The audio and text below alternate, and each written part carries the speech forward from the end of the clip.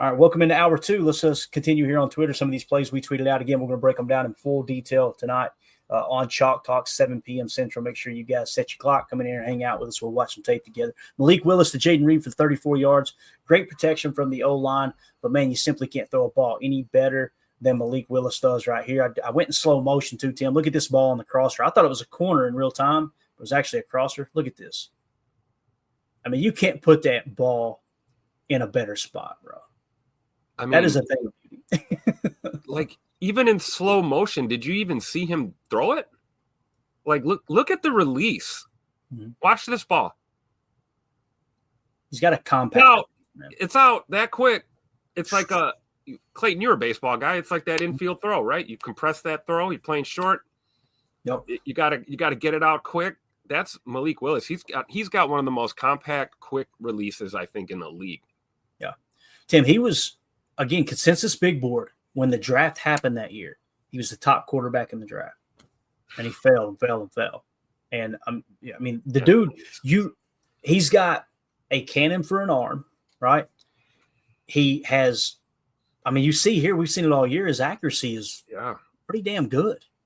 I mean, you can't, the anticipation of the throw, understanding the defense. We know his scrambling ability is like, they said it, I think he played at Liberty, if I remember correctly. They said he was the fastest man on the roster at Liberty, which means, guys, he wasn't clocked running the 40 to the best of my knowledge at the combine. He did not do that. There was no reason to do that.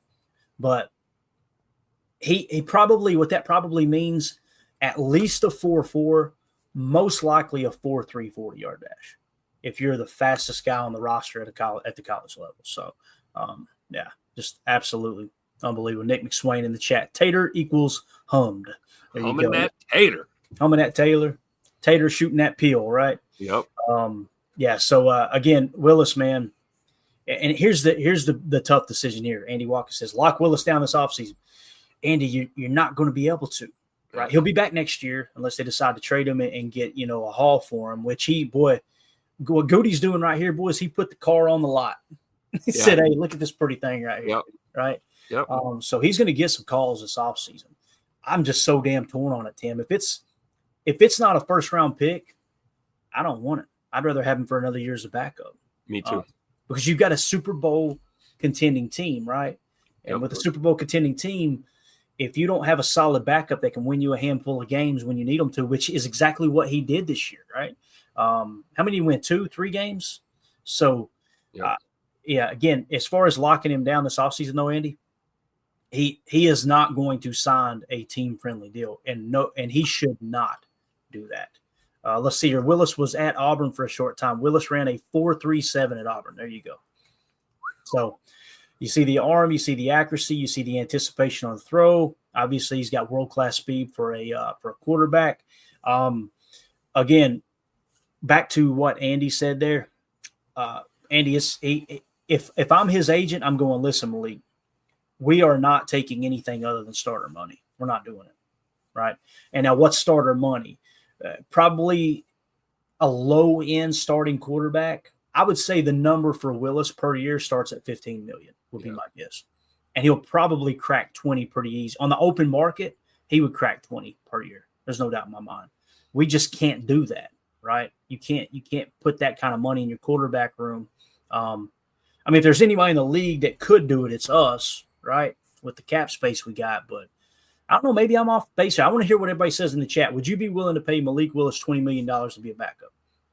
Because I could be completely off base. I just don't see any scenario. And how do you pay Zach Tom? How do you pay? There's other guys. Receivers going to be coming up next year, right? Yeah. So I'm with you, Clay. I don't know. Mm-hmm. I don't know. You're right. He's definitely going to be looking north of $10 million for sure. Yeah, I just don't see him settling for that kind of money. No. I really don't. Here's the thing, too. It's about legacy, too. He wants to go build his own legacy. You don't want to be a career backup, Yep. Let's see if everybody agrees with me there because I could be off base. J. Cole, he would get 20, just the market now. Yep. Coach Lynn said, forget all that. How the hell did the Titans let him out the building? Yeah, man. It's wild. Wild to think Crazy. About. Yeah. Jake in the chat, no, thank him for his service and wish him the bag. So if that, everybody pretty much agrees. It looks like, right? Yeah. Let's see. Nick McSwain says if we're not signing him with a contract, I think they should trade him and get a pick. I don't know how the comp picks work, though. Randy said, no, you can't pay a backup that much. Joyce Martha, I want to keep Willis, but I understand. That's me. Yep, all day. I want to keep him for the entirety of his career, but man, he's going to be able to crack the market if he continues to put stuff like this on tape. Holmes, I'm not sure Willis would need $20 million on the deal. I'm not sure anybody needs $20 million, Holmes, but they're going. I'll take it.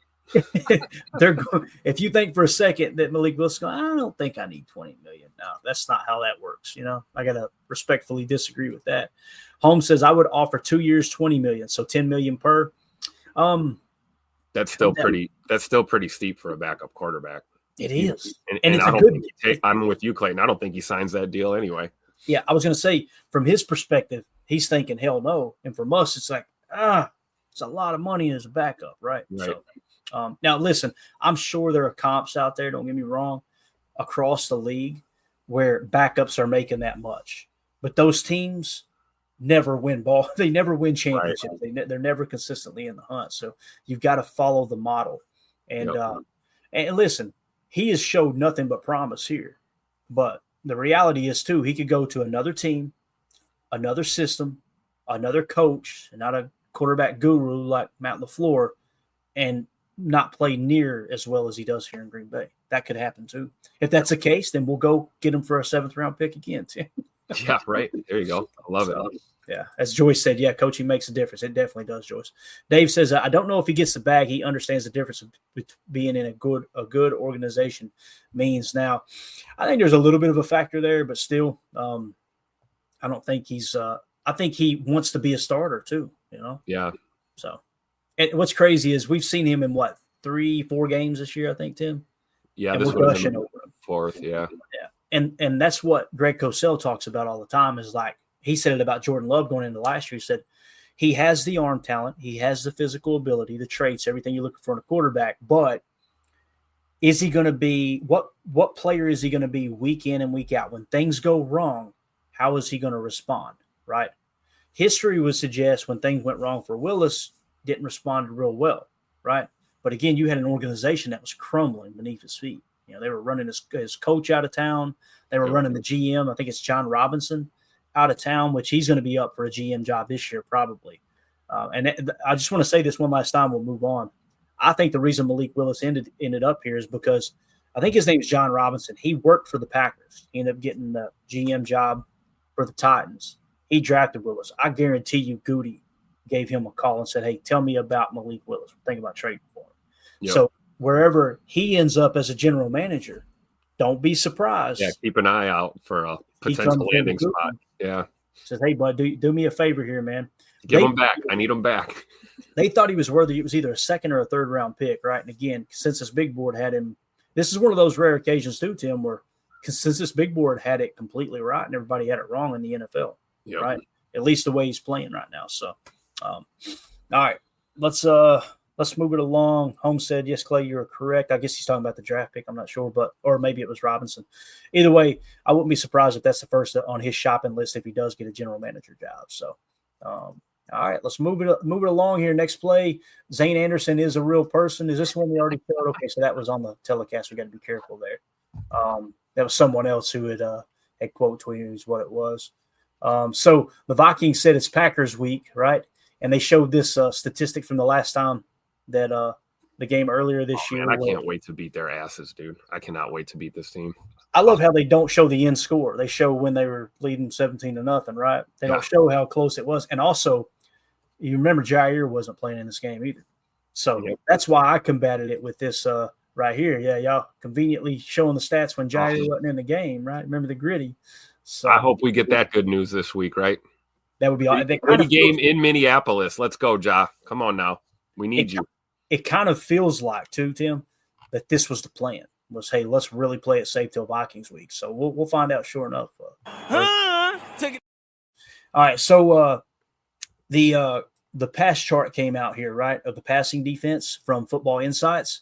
And I just pointed out the Green Bay Packers pass defense is now ranked 3rd in EPA per drop back. Okay, so they have now climbed the ranks here, Tim, to 3rd. Actually, they're tied for 2nd, -0.04.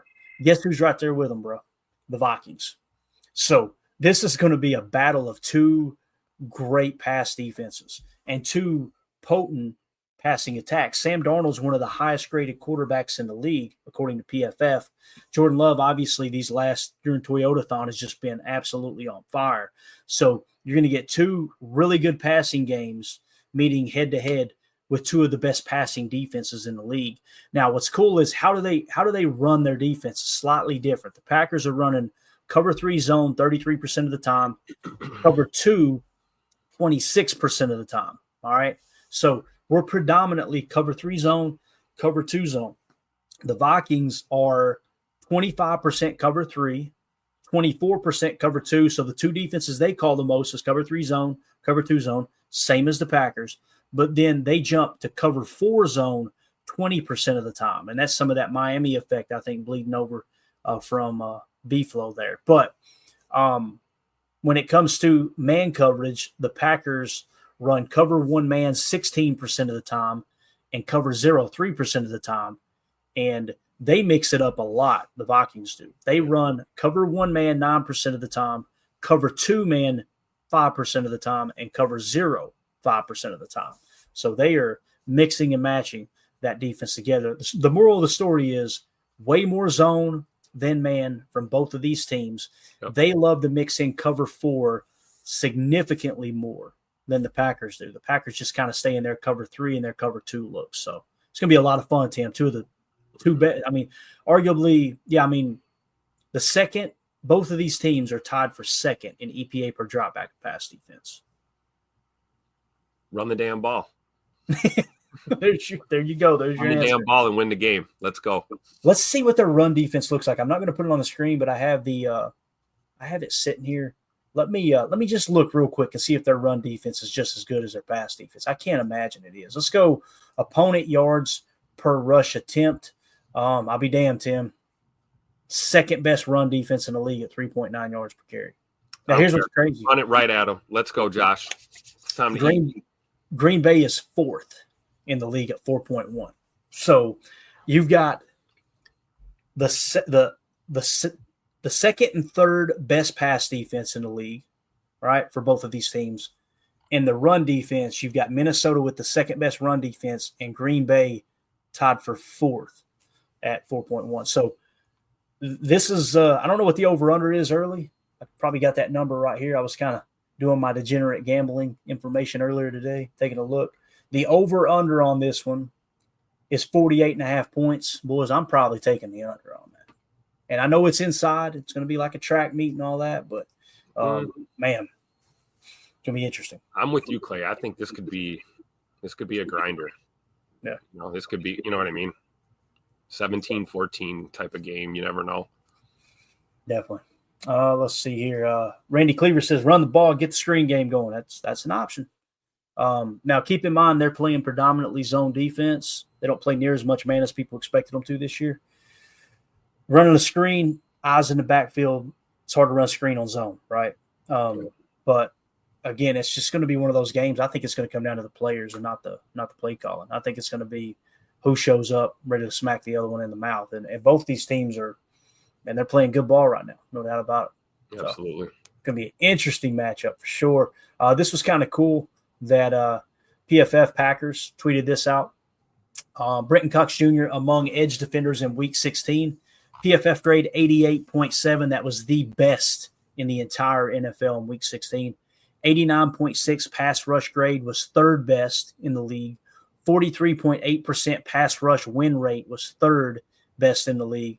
And 31.3% pressure rate was third best in the league. So top 5 in all 4 of those categories. Brenton Cox Jr., again, we talked about it earlier.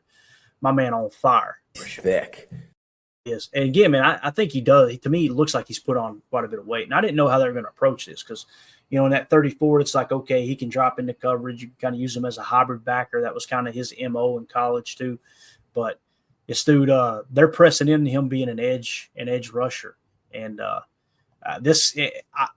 hate to say it, but Enigbare, as effective as he's been, he's about to get passed up on the depth chart, I believe, here, man, by Brenton Cox Jr.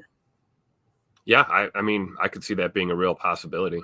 Good thing for us, too, right? Like, Yeah, these are the problems you have, quote unquote problems that you have when you're loaded with young talent, and you got a GM that cooks in the draft and cooks in free agency, and we're just loaded on this roster. So, and it probably won't be the first and last or last time we'll see that, right? We'll see guys leapfrog each other on that depth chart because that's what happens, young, talented, everybody's playing their guts out. And, I'm sure JJ Enagbare would be the first person to congratulate Brenton Cox Jr. on, making the move up the depth chart. These guys are playing for each other.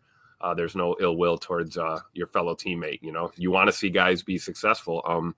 But I think that's a realistic possibility because a lot of the things we like about Enagbare's game, we do see some shortcomings on some of these looks. We see over pursuit getting washed out sometimes, those kind of things. But Brenton Cox Jr., man, coming on strong. He keeps putting up numbers like this. I think you're right, Clayton. I think we might see a change. Yeah. Coach Lynn says LVN might get passed up also. Hey, it's not out of the realm of possibility, but I will say this. I wouldn't put money on that because he's a first-round pick. And you know how Goody loves his first-round picks. I mean, we would have thought Savage would have got passed up. How many times, Tim, was I on here screaming, please, for God's sakes, put Rudy Ford in the damn game and get Savage off the field? Never happened. First-round pick, right? But also, I will say this. When it comes to Brenton Cox Jr. against the run and LVN against the run, that's LVN's strength. Yeah. And now that's what's so encouraging about Lucas Van Ness now cracking that 11% pressure rate is you've seen it in the run game, and now you're seeing it in the pass rush. He's starting to really get comfortable. When you see him, LVN, using his natural ability, I want to say he had, matter of fact, Tim, I'll pull it up here for us, because LVN, I want to say, led the Packers in pressures, according to Next Gen Stats. It don't even really matter if he led in pressures, but I want to highlight how many pressures he actually had in that game last week. Let me pull that up real quick. If you want to hit on something in the chat, I've just about got it pulled up. Matter of fact, we might be okay. Let me explore more. Keyron Forrest, real quick, said Seattle ran the ball on the Vikings last week pretty good. So food for thought. If they were able to get their run game going, I think there's no reason we can't either. Yeah, that's a good point, man. And we'll try to dive into the tape before game day gets here and see their explosive runs that they allowed and all that stuff. Quarterback pressure percentage, again, Lucas Van Ness now at 11.5. If you go to his quarterback pressures on NFL Pro, against the Saints, LVN had 5 pressures. So really, really cranked it up in that game against the Saints. Had, one in the second quarter, and the other 4 came in the fourth quarter. What's that tell you? When they started pinning their ears back and actually letting LVN rush the quarterback because you've got the game well in hand, he's getting pressure. He got 4 pressures in the fourth quarter, guys. So I think, to me, it kind of lends credence to what we were saying, or what I was saying about LVN playing the run pretty damn good. They're teaching these guys, don't get too crazy in the pass rush when the run's on the table. And obviously the run was not on the table in that fourth quarter against the Saints in that boat race. So absolutely. It'll be interesting, man. We'll see how it all shakes out. I had to hit him with I love that one. The Cat Williams. And this is why it says the odds are stacked against us it's Ant on Twitter at PCK3RS on Twitter pointed this out, that when it comes to the experts, Daniel Jeremiah, Vikings 27-21. Colleen Wolfe, Vikings 27-24. Adam Rank, Vikings 30-27. M. Grant, Vikings 24-23. Bucky Brooks, Vikings 26-24. MJD, Vikings 29-26. G. Gordon, don't know who that is, but God bless him, Packers 33-30. Nick Shook, Vikings 27-26. Edom had the Vikings 26-25, and then K. Patra had the Vikings 30-28. So basically, out of 10 predictions, I think this is from NFL Network, only 1 picked the Packers to win this game, and I love it. I absolutely love it. That's why I hit the Cat Williams like, oh, yeah, that's nice. Yeah. All right, let's keep it moving. We'll just get a shutout for the second week in a row and shut everybody up. Yeah. Now, here's what's crazy, right? 9 of those 10 on NFL Network, right, picked the Packers to lose this game. Guess what the current line is, Tim? You want to know? What is it? The current line for this game against the Vikings are the Packers on the road in Minneapolis are 1-point favorites. Wow. Which means that should equal. Normally you get a point just for being the home team. No, 3 points. 3 points. Yeah. What the heck? That suggests that number. And again, it's not. Look, they're trying to get the money to come in as even to 50% as possible. That's how their business model works. But +1 on the road equals +4. So I think it's the belt to ass ratio that had the effect on this for sure. The belt to ass effect, right, is what's coming into play here. So yeah, and early on, the early number on the spread. Here's what's crazy: money line, just the Vikings to win outright. 63% of the money is on the Vikings to win the game. All right, 67% of the bets are on the Vikings to win the game. Here's what's crazy: the spread. The Packers -1, 67% of the money is saying, hey, the Packers will cover that spread. 60% of the bets are saying the Packers will cover that spread, the tickets. It's rare you see that, where it's split, but it's not split. You know what I'm saying? Like on the surface, okay, the Vikings are going to win according to the public. But the Packers as 1-point favorites are going to cover the spread, which means they're going to win in that regard of the betting. So I personally feel like the smarter money is in the spread game as opposed to just the pick 'em on the money line. Sure. So that makes me feel even better. That's just kind of the thin threads, the fine lines you can read between with the gambling market. And again, it doesn't matter. You go out there, you throw 2 turnovers, you turn the ball over twice, you lose the turnover differential. These numbers don't make a hill of beans, right? You got to come up, you got to show up and play. But very interesting though, man. Sure. So I'm with Coach Len in the chat. Vikings not scoring 30 on us. Amen. Preach it. Put it on the ticker. Write it down, take a picture. I don't give a, you know what. Let's go. All right, man. Going to be interesting, but everybody's score here that they got picked suggests you should take the over, right? But, man, I'm looking at these defenses going, boys, we've got 2 top 3 defenses going out of here. What are we talking about? You know what I mean? That's why I feel like the under looks pretty darn good there, you know? So, yep. I don't know. We'll see, though. We'll see. Could be wrong. Again, that under – just to confirm I didn't look at it wrong. Yeah, the over-under right now is at 49. Or I'm sorry, 48.5. So, yeah. I don't know. Many of these are close, right? The Grant one's close at 24-23. That would be, 47.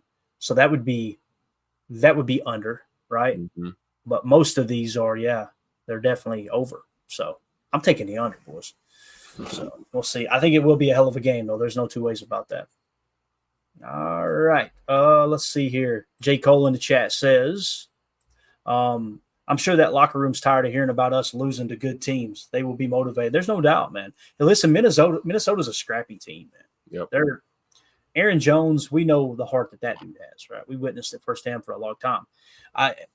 The people that were dogging Sam Darnold in the first quarter of the season, saying this is a fluke, they're looking like morons right now. That dude's playing lights out, man. Yep. I think he's grading out. What's his PFF grade? Real quick. I think I got it right here. 86 flat, Tim. 86. Passer rating when clean, 108.4. Passer rating under pressure, 98.6. Both of those are better than Jordan Love. Big time throw percentage. You know, Jordan Love, it's kind of what he's known for, right? 3.69% for Jordan. Sam Darnold, big time throw percentage, 5.37. Now, it helps when you got Justin Jefferson and Jordan Addison out there, no doubt about that. So, yeah, it'll be interesting, man. Again, let that burn in your head right there. Cat Williams taking that sip of what is that, Hennessy, I guess. All right, let's move it along here. So, Pack Daddy tweeted this out. PFF coverage grades weeks 15 through 16. Carrington Valentine, 90.3. That's second best in the league. All right. Eric Stokes, 86.4. That's fourth best in the league. Tim, two things happen here with these numbers. People see this and go, damn, Eric Stokes is actually good. The other thing is, I know it's coming. There's people going, do we really need Jair Alexander? When you look at these grades. Carrington at 90.3 blew me away. I did not expect that. But what do you think about this, man? You got the beautiful thing is Carrington Valentine's under contract. We're good. Yeah. Stokes is peaking at the right time. he might go make some money. Oh yeah, I mean he's turning it up, right? And I think the biggest surprise is Eric Stokes grading out. I believe the second week in a row he graded over 80, right? Mm-hmm. Or he was, I think last week he was 79 or something like that. He was pretty close. But I've always said if Stokes can just play good football, and not be an issue out there, not be a liability, and that's exactly what he's been doing, right? He's not jumping off the game tape, right, with explosives or anything. But man, he's playing good fundamental football. The tackling has improved, which is crazy for a guy coming back from injury. Normally you see a backslide in the contact realm, and it's not. He's making good tackles, and he's staying disciplined in his assignments, and he's playing really good football for us. But I don't know if I'm going to go as far as to say we don't need job money. I ain't gonna make that statement. Thank you, Coach Len. Right on. Here we go. Right on time. Yes, we do need job. Thank you. Yeah, Thank you. Coach Len agrees for sure, man. I do know this though. We need to extend McManus like yesterday. Oh yeah, that needs to happen. And if he hits the market, my gosh. I'm worried. I'm really stressing about that. Yeah, if he hits the market, and he goes sign somewhere else, the only way that I can justify them allowing him to do that is if Goody anticipates a better kicker being on the market and just going, learning from our mistakes and going and signing a good kicker. Because Goody is on the record for saying that if you have a championship team, you damn sure better have a championship caliber kicker because you are selling yourself short. We experienced that firsthand for so many years there at the end of the Aaron Rodgers era. And let's just not make that mistake again, not with the way Jordan's playing here during Toyota-thon for sure. Let's see here. Just a little Christmas post there. There's the latest graphic, Tim, heading into Minnesota. Let's get it. Yeah, graphic is definitely the word. Yeah. And by the way, man, the wife got me a mini Green Bay helmet. I love it. Bro, probably my favorite gift. I got it right here. Look at this. I've been playing with it all morning, getting the show ready. I love it. Dude, you remember when we were kids? Those were really, really popular. Yeah. Yeah. Love them, man. Yeah, I said you can never go wrong. Go wrong. Yeah. Let's go old school. Oh, yeah. There you go. The Paul Hornick style, right? I said you can never go wrong buying a grown-ass man a miniature NFL helmet. That's a fact. So, all right, we hit the injury report off the top there. We're good there. Got to be careful with that one. Oh, that was really cool. That was a commercial. I'm too scared to show the commercial. It's obvious the cleats for cause. You'd think that wouldn't get flagged, but the way AI works, it's just Tucker Kraft during the Christmas Day game. I don't know if you've seen it, Tim. It was cool. Them acknowledging what he's doing with Native Americans and all that stuff. It's just it's really cool, man. Tucker's the man, no doubt. By the way, did you see this? We got a little bit of time here toward the end. We'll keep Shefty and Florio going at it. Shefty and Florio having a little something at it here, boys. Pro Football Talk says Pete Carroll wants another NFL head coaching job, and his agent is wisely pulling the strings for a prominent media member to fuel the effort. So basically, Adam Schefter's been tweeting out that Pete Carroll is already reaching out to teams, and there's some interest in this and that, right? Well, Mike Florio, being the toxic Minnesota Vikings human being he is, right, big Vikings fan over at Pro Football Talk, comes out and says, oh, well, this is just his agent trying to stir it up. Shefty fires back and says, everything you say is here is 100% wrong. Keep up the guesswork and Merry Christmas. Merry Christmas, you filthy Vikings fan. That's what you call nerd on nerd violence right there, Tim. Just a couple of really short, really skinny, nerdy human beings that were never big enough to play the game but cover it, getting mad at each other. This is one of those slap fights. You know what I'm talking about? The pillows that'll get cut right there. Me doing that. We're gonna give him some. This is hilarious, man. I would pay money to see those two scrap. That would be. I would love it. Yeah, for sure. So, again, do I think Pete Carroll's going to be a head coach next year? There's probably better candidates, younger candidates. Pete Carroll looks really good for his age. That dude is older than dirt. Isn't he? And he obviously isn't he almost 80? Let's see. I think he's already cracked 80. Let me double check here real quick. I don't want to tell y'all wrong. That guy's a monster, man. You still see him out there running around, throwing the ball around with the guys. No. So he has not cracked 80. He's 73 years old. You're right, Tim. So okay, you're up there in the middle. Yeah, 73. Yeah, again, 73 going on, 55 maybe. I was going to say, yeah. To me, he doesn't look a day over 60.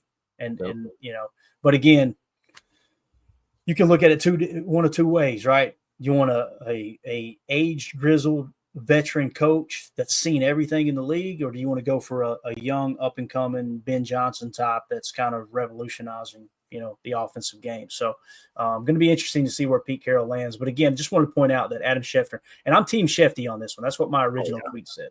Team Shefty here. So for sure. All right. So there's that. Let's see what else we got here. So Jacob Morley put this tweet out. Really cool statistics here. Edge defender pass rush win percentage since the bye. This is according to PFF with a minimum of 40 pass rush reps. Brenton Cox Jr., 25.6. That's third out of 87 edge defenders in the league. Okay. Rashawn Gary, 19.4% pass rush win rate. That's eighth best among all 87 edge defenders with minimum 40 pass rush attempts. LVN, 18.2. That's not out of 87 edge defenders. And then Kingsley Nabare at 10% is 47th out of 87. That would suggest you've got four starting caliber edge defenders on this one roster. Brenton Cox Jr., to me, he has got to go.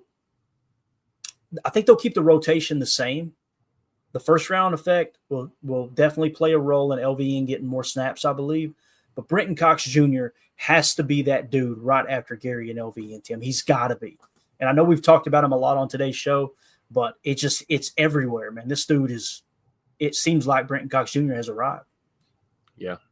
I know Jacob's somewhere right now, really hyped, because he called this one 10,000 miles away. And we even said back then, we saw the potential, right? We saw those flashes, and now you're starting to see it really. He's taking that big step right now. And he's going to be a force to be reckoned with. And I've always been preaching about the fact that you need a monster defense to think that you're going to contend for a Super Bowl. I don't care what anyone says. And the thing that is not, allowed us to get over the hump, so to speak, in the Matt LaFleur era is the defense. And now we have guys that are firing on all cylinders. We've got veterans that are stepping up and playing well, guys that we were willing to write off, and they're proving us wrong. We've got young players that are popping at the right time. And, hey, we're going to steamroll into the postseason, guys. Get ready for the ride. Put your seatbelts on. Let's go. And again, Brenton Cox Jr., the grade, everything, the grades through the roof, the pass rush win rates through the roof. Jacob, how's that make you feel? That is a possum in a dumpster. There it is. You heard it from a fan right here, Tim. Let's move it along here. Tucker Kraft. This was really cool, man. I had tweeted that out about Tucker Kraft commercial. And this Jason Ziegler responded and said, he's him. He stopped the visit after the game on Monday. So you see him driving the pickup truck, leaving the stadium, signing autographs. I guess that was what they say Monday night after Monday Night Football against the Saints. Just absolutely awesome. So cool. Shout out to Jason for sharing that. And, of course, I had to quote Emilio here and say, Tucker Kraft drinks the Gatorade of working men. Did I get that right, Tim? It's close enough, right? No, that's right. That's right. That's exactly it. So there you go. Quote Emilio. Go give him a follow at truckstick_31. Look at that handsome fella right there. Yeah, let him wake up to some followers. That'll be cool. He's probably snoozing. No, he's probably out on the job already. You think so? Yeah. I don't know. It might be. You never know. Take that Kirby down the street, Tim. I ain't buying it. I don't think he's out of bed yet, man. All right. Shout out to Mountain Man _Pack for sending this over, okay? He actually tagged me in a tweet for this and brought it to my attention. So make sure you go give him a follow on Twitter. The original tweet was from @Felipe. I know Felipe Rice Assetti. I hope I'm saying that correct. Over the past 11 years, there's only been one Green Bay Packer cornerback who's played 250 coverage snaps and hasn't allowed a touchdown, Tim. That Packer is Carrington Valentine. Wow. That number popped to me, because again, it comes down to a lot of times it comes down to situational football. We talk about the rushing yards per attempt. We talk about the passing yards per attempt. We cover all the bases, but many times it's how does your defense perform in specific situations, and red zone defense is a real thing. To me, that's what this number screams. Again, over the last 11 years, guys, over a decade now, there's only been one Green Bay Packers cornerback who's played 250 plus coverage snaps and hasn't allowed a touchdown as Carrington Valentine, 7th round pick. Goody cooking. So seventh round. Say it again. 7th round. Another 7th round steal. This dude, man, and like Carrington, you're seeing it with the PFF grade. You're seeing it with statistics like this, right? And here's the other thing I really want to mention: availability, accountability. Yep, bro, A++ for Carrington. He played over 900 snaps last year, I think, if I remember correctly. I could be wrong there. Somebody fact check me on that, but I think I seen that he played 900 snaps last year. Obviously, with the injuries in the corner room, but man, it's just nice to know you've got him there, and that's why. The closer we get to the end of the year, guys, too, last year I was team, we need to draft a corner. We need to draft a corner. We need to draft a corner and do it early, right? This year, Tim, the longer this season goes, I get further away from that, man. Am I losing my mind there? We keep hitting on the late rounders. Why not? Hell, for all we know, Kalen King might be the real deal. It's just taking them time to develop, talk about another 7th round corner pick, and hey, there's talent every year in the draft that they fall to the bottom of those boards, and they're better than they're given credit for, and then they end up in the NFL and they prove it. And it looks like Valentine might be one of those guys. Your boy from Kentucky there. I like it. Yep. All right, we'll go rapid fire here as we're up against the gun. Appreciate everybody hanging out with us. If you would hit that like button. Hope y'all have a great day here, making us a part of your morning. We really, really, really appreciate it. This was cool too. I was just digging through some stats today and going, all right, we're some of the spots where we're really standing out from the rest of the league. And this kind of goes hand in hand with what you were just saying. If we look at the rushing offense between the Vikings and the Packers, that may be the answer. Like you were saying, like, hey, run the ball against them. Well, Tim, they got, a really good run defense. All right. What's their rushing game compared to ours? I'd like to look at those numbers. We don't have time, but this is really cool. According to PFF, the Green Bay Packers have 2 top 10 NFL running backs. Josh Jacobs ranks 3rd with a 91.1 PFF grade, and Emmanuel Wilson ranks 8th with an 84.5 PFF grade. Also worth noting, Wilson is an exclusive rights free agent and most likely will return to Green Bay in 2025. So the Broncos are kicking themselves for letting him go. Was it last year when we picked him up, I think, or maybe the year before? But Josh Jacobs, 3rd in the league, 91.1, and Emmanuel Wilson, 8th in the league at an 84.5. Against just PFF grade, but, man, does it not show up on tape? By the way, Saquon Barkley, 10th in the league at 82.6. PFF thinks Emmanuel Wilson is playing more fundamentally sound football than Saquon Barkley. That's a wild thing to think about with the year that Barkley's had, man. Yeah, absolutely. But it's so cool to just see our guys up here in this company, right? I mean, these are top backs. And worth noting, I don't see any Minnesota Viking running backs on this list. So we'll think about how their run attack is going to stack up against ours. And, like, let's be honest, we're no stranger to Aaron Jones in the way he runs the football. So I think we'll be tuned up and ready for 8-33 for sure.